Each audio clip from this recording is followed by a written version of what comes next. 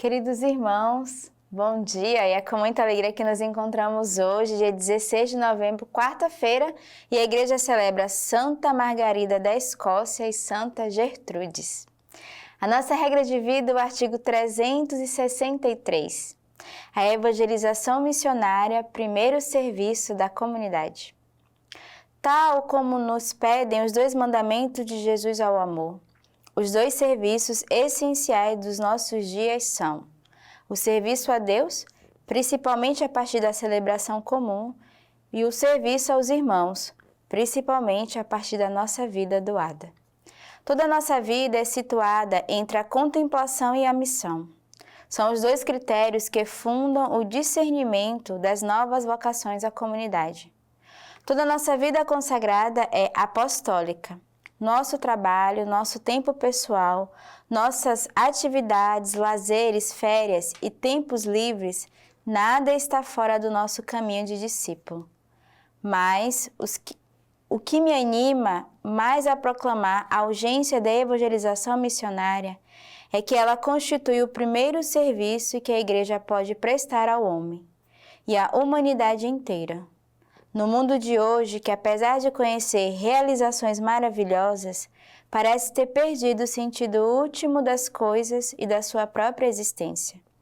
Cristo Redentor, como deixei escrito na primeira encíclica, revela plenamente o homem a si próprio. O homem que a si mesmo, se quiser compreender profundamente, deve aproximar-se de Cristo.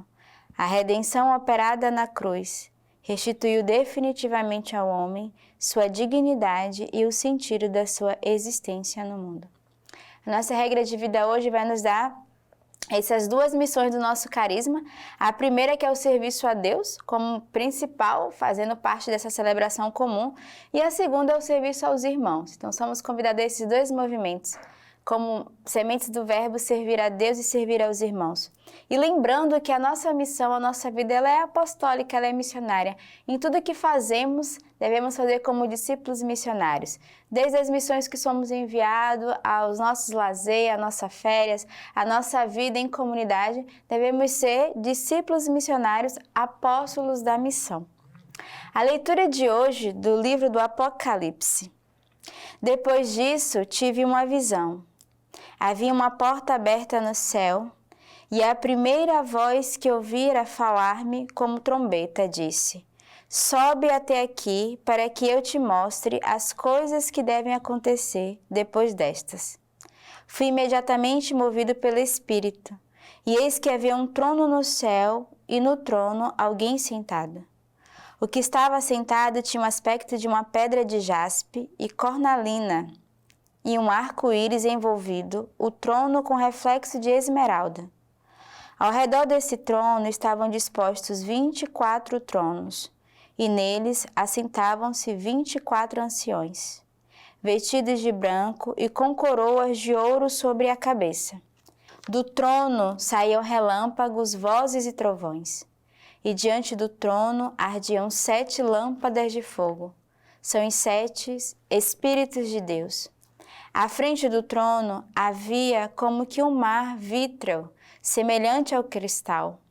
No meio do trono e ao seu redor estavam 4 seres vivos, cheios de olhos pela frente e por trás.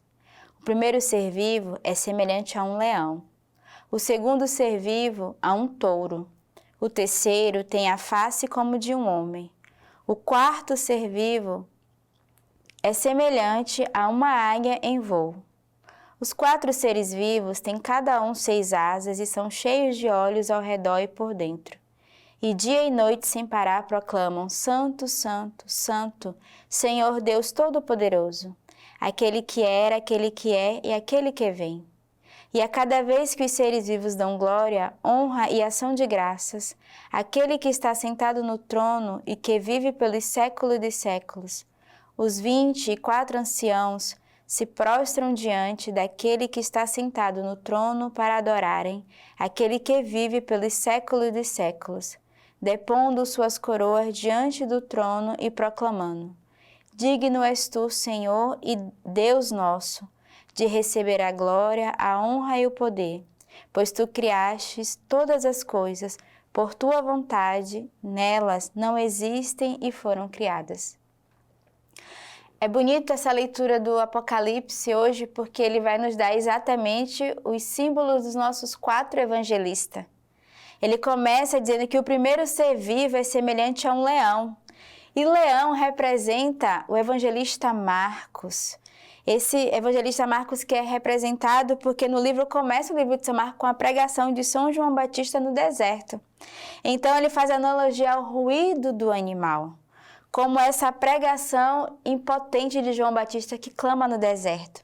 Depois o segundo ser vivo, que o Apocalipse vai falar, é o touro, que representa o evangelista São Lucas, que indica os animais que eram oferecidos como sacrifício no templo. O livro começa justamente com a visão de Zacarias no templo e também termina com o anúncio dos apóstolos, com essa boa nova. Então, esse touro que vai representar o evangelista São Lucas. Também o terceiro tem a face de um homem, e o homem aqui é representado pelo evangelista São Mateus. Ou seja, porque inicia a narração da genealogia de Jesus. O livro de Mateus começa contando como foi a genealogia, como foi esse processo vindo desde Davi até Abraão. Depois, o outro ser vivo é semelhante à águia. E o evangelista São João, que é esse que vai nos apontar a profundidade desse olhar que devemos ter voltado para o alto. Então é muito bela essas leituras de hoje que traz essa simbologia dos 4 evangelistas, que nós somos convidados também a adentrar nesse mistério que a palavra de Deus nos traz através desses símbolos. O salmista hoje, o Salmo 150, Aleluia, louvai a Deus no seu templo, louvai-o no seu poderoso firmamento. Louvai-o por suas façanhas, louvai-o por sua grandeza imensa. Louvai-o com toque de trombeta, louvai-o com cítara e harpa. Louvai-o com a dança e tambor, louvai-o com cordas e flautas. Louvai-o com símbolos sonoros, louvai-o com símbolos retumbantes. Todo ser que respira, louve ao Senhor. Aleluia.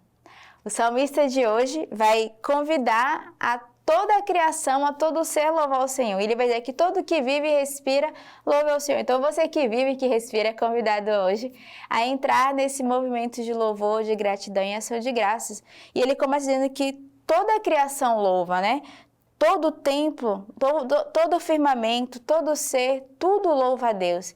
E o salmista vai dizer, a flauta, o tambor, as cordas, as cítaras, os instrumentos, tudo à nossa volta deve refletir esse coração de gratidão, de louvor. Ele usa exemplos, símbolos aqui para nos representar o quanto é importante todos nós termos esse coração que louva, que agradece, que glorifica o Senhor diariamente.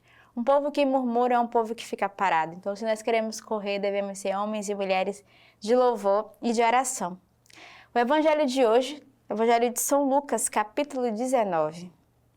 Como eles ouviam isso, Jesus acrescentou uma parábola porque estava perto de Jerusalém. E eles pensavam que o reino de Deus ia se manifestar imediatamente.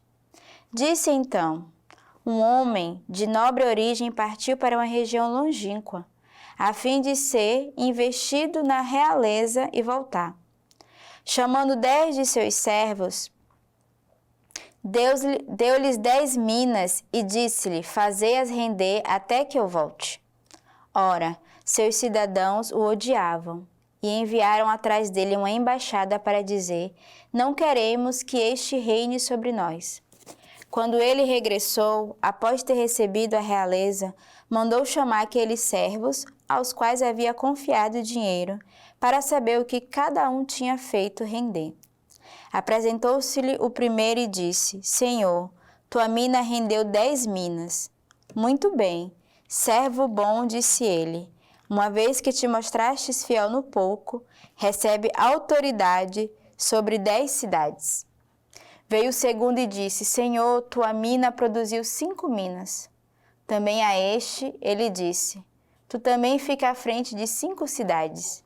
Veio o outro e disse: Senhor, eis aqui a tua mina, que depositei no lenço, pois tive medo de ti, porque és um homem severo.